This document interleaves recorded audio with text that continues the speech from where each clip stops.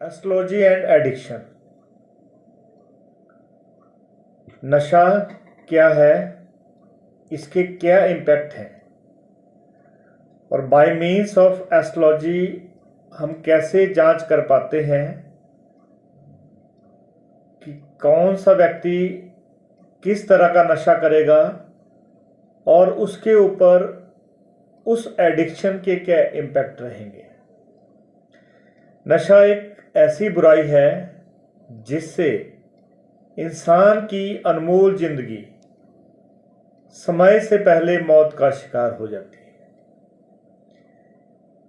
Starting phase में आदमी enjoyment के लिए नशा करता है, कंपनी शेक के लिए नशा करता है, लेकिन धीरे धीरे वो नशा उसकी नसों में इस तरह उतरता है कि उसकी जीवन लीला ही समाप्त कर देता है। नशा हमारे समाज के लिए बहुत बड़ी बुराई है। अगर हम अपने आसपास के वातावरण को देखें, अखबारों के माध्यम से देखें, वीडियोस के माध्यम से, टीवी के माध्यम से, तो नशे का कारोबार दिन प्रतिदिन भारतवर्ष में बढ़ता जा रहा है। आजकल स्टूडेंट्स बहुत अर्ली स्टेज में नशा करना शुरू कर देते हैं और हमारे आसपास भी कई ऐसे लोग होते हैं जो मादक पदार्थों का इस्तेमाल करते हैं। नशे में सबसे पहले शराब का सेवन, सिगरेट, तंबाकू, गुटखा, चरस, अफीम, गांजा, हेरोइन, कई तरह के नशे हैं जो आज के दौर में सोसाइटी में देखने को मिलते हैं। नशा हमारे शरीर के लिए बहुत ज़्यादा हानिकारक है। ये हर व्यक्ति जानता है, वो भी जानता है जो नशा करता है, लेकिन जब वो नशे की गिरफ्त में आ जाता है तो उससे निकलना उसके लिए नामुमकिन हो जाता है। तो जो भाई बहन नशे की गिरफ्त में है, जिनका जानने वाला कोई नशे की चपेट में है, जिनका बच्चा है, कोई भी व्यक्ति वैदिक एस्ट्रोलॉजी के माध्यम से इस गिरफ्त से बाहर निकल सकते हैं। स्टेप बाय स्टेप टूल्स होते हैं, स्टेप बाय स्टेप रेमेडीज होती हैं। तो आज के सेशन में हम देखेंगे कौन से प्लैनेट रिस्पॉन्सिबल हैं, कौन से हाउसेज रिस्पॉन्सिबल हैं और क्या क्या कुंडली में ऐसे बैड योग होते हैं जो व्यक्ति को नशे की ओर धकेलते हैं। देखें, सामने स्क्रीन पे आपको चार्ट्स दिखेंगे, प्लैनेट्स के चार्ट हैं, राशि के चार्ट्स दिखेंगे आपको, हाउसेज के चार्ट्स होंगे। इसको हम अच्छे तरीके से समझेंगे। जो भी स्टूडेंट्स, व्यूअर्स हमारा क्लासेस ज्वाइन करते हैं, हमारे सिलेबस को फॉलो करते हैं, उनके लिए बेहतर यहाँ पे समझाने का प्रयास रहेगा।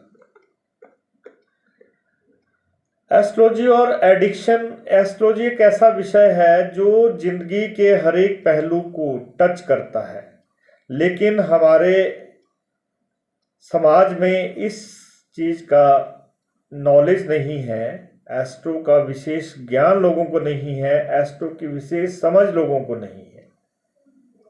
अगर एस्ट्रोलॉजी के माध्यम से हम अपना जीवन यापन करते हैं, चलाते हैं, अपने स्टेप्स को इंक्रीज करते हैं एज पर एस्ट्रोलॉजी गाइडेंस, तो लाइफ में जीने का मजा कुछ और है, लाइफ में अचीवमेंट का मजा कुछ और है, प्रॉब्लम्स को फेस करने का, संघर्ष का मजा कुछ और है।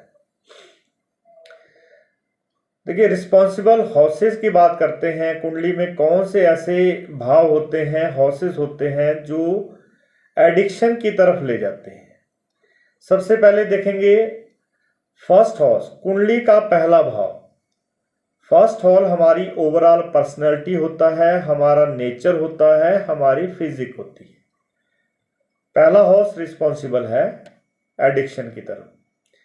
दूसरा हाउस हमारा चाइल्डहुड का होता है हमारी फूड एंड ईटिंग हैबिट्स का होता है, फैमिली परस्यूट्स का होता है। This is also responsible for the addiction. Third house पे चलते हैं। हमारी हॉबीज और चॉइसेस इंडिकेट करता है third house. This is also responsible for any type of addiction. इसके अगला फोर्थ हाउस हमारी हैप्पीनेस है एट होम और हैप्पीनेस फ्रॉम द मदर। तो जो भी खुशी मिलती है नशा करके एडिक्टेड व्यक्ति होता है, वो कुछ शौक के लिए करता है, कुछ इंजॉयमेंट के लिए करता है, तो यहाँ पे फोर्थ हाउस भी रिस्पॉन्सिबल है। इसका next sixth house bad house कहलाता है हॉरोस्कोप में, related to health of the person, diseases and enemies. इसका रोल रहेगा। एट्थ हाउस सीक्रेट रिलेशंस का होता है, अल्कोहलिज्म का होता है और एडिक्शन का होता है, किसी भी तरह की आदत का। ये आदत अच्छी भी होती है, बुरी भी होती है। तो eighth house is also responsible for the addiction. Twelfth house भी बहुत इंपॉर्टेंट है, क्योंकि हॉस्पिटलाइजेशन और अनवांटेड एक्सपेंसेस को दिखाता है। तो यहाँ पे भी रोल रहता है एडिक्शन के लिए। इसके बाद अगर जो राशियां प्रभावित करती हैं हमारे जीवन में हमें नशे की ओर, तो उसमें मेन रोल रहता है जो भी जल तत्व की राशियां हैं।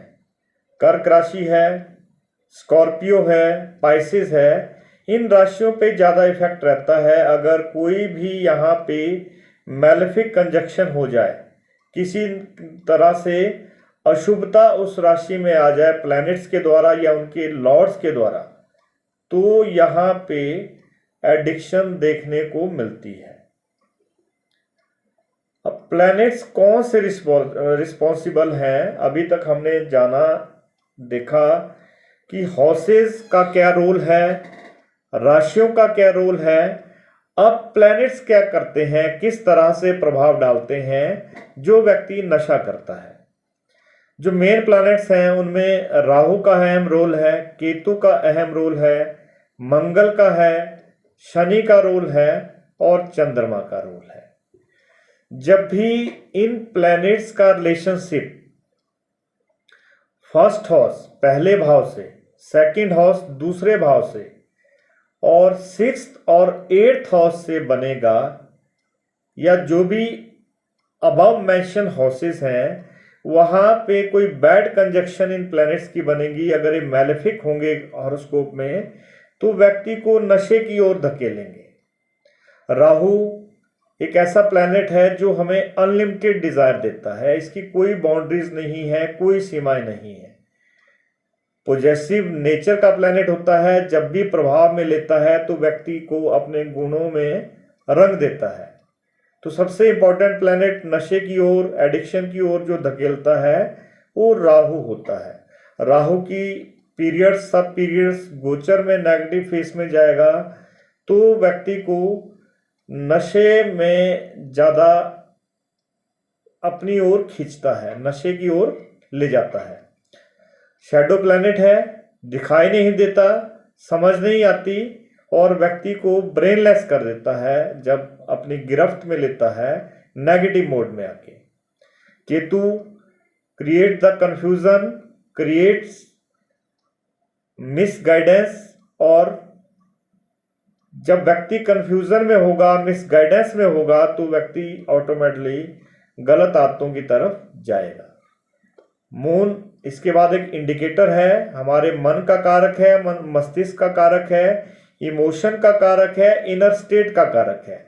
जब इमोशनल अनबैलेंसिंग होगी, माइंड इम्बैलेंस होगा, हमारे इनर स्टेट जो है पॉजिटिव वाइब्रेशन में नहीं होगी, और चंद्रमा किसी भी नेगेटिव प्लैनेट जो भी मेंशन है उनके साथ कंजक्शन में होगा, एस्पेक्ट में होगा, तो व्यक्ति नशे की ओर जाएगा। अगर वीक स्टेट में भी प्लैनेट होगा मून, तो डिस्टर्ब करेगा, क्योंकि व्यक्ति जो है मेंटली बैलेंस नहीं होगा, उसके ऊपर अदर जो पीपल्स होंगे उनका इफेक्ट रहेगा। अगर बैड कंपनी में जाएगा तो बैड इफेक्टेड जल्दी होगा।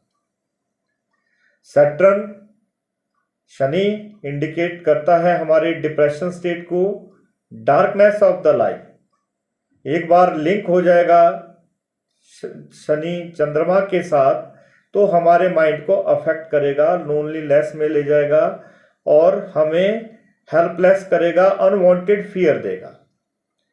और सबसे अहम रोल होता है यहाँ पे लगन का। लगन जितना वीक होगा, अदर नेगेटिव प्लैनेट का इफेक्ट उतना ज़्यादा आपको कुंडली में देखने को मिलेगा और आप इजीली फाइंड आउट कर पाते हैं कि जिसका भी हॉरोस्कोप आप चेक कर रहे हैं उसको प्रॉपर गाइडेंस आप दे सकते हैं कि व्यक्ति की अट्रैक्शन नशे की होगी या नहीं होगी, या व्यक्ति एडिक्टेड हो सकता है या नहीं। अगर एडिक्टेड है तो उसके ऊपर क्या प्रैक्टिसेस हो सकती हैं, किस तरह से उसको उस चपेट से बाहर निकाला जा सकता है। तो these are the main combination जो भी हमें नशे की ओर धकेलते हैं एज पर एस्ट्रोलॉजी। वास्तु के आधार पे कुछ और इसमें चैनल्स होते हैं, कुछ और थ्योरीज अप्लाई होती हैं। न्यूमेरोलॉजी के हिसाब से कुछ और थ्योरी हम अप्लाई करते हैं। तो वैदिक एस्ट्रोलॉजी के अनुसार जो जो कॉम्बिनेशन, जो प्लैनेट रिस्पॉन्सिबल हैं, जो हमारे राशियां रिस्पॉन्सिबल हैं, जो हमारे भाव रिस्पॉन्सिबल हैं, उनका जो है इफेक्ट हमारे जीवन पे देखने को मिलता है।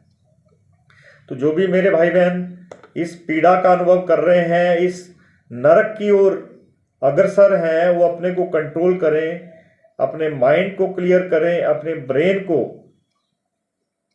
पॉजिटिव मोड में ले जाएं, बैड कंपनी को अवॉइड करें और अपने को मेडिटेशन की तरफ ले जाएं, एस्ट्रोलॉजी की तरफ ले जाएं, वास्तु की तरफ ले जाएं, अकल्ट साइंसेस की तरफ ले जाएं।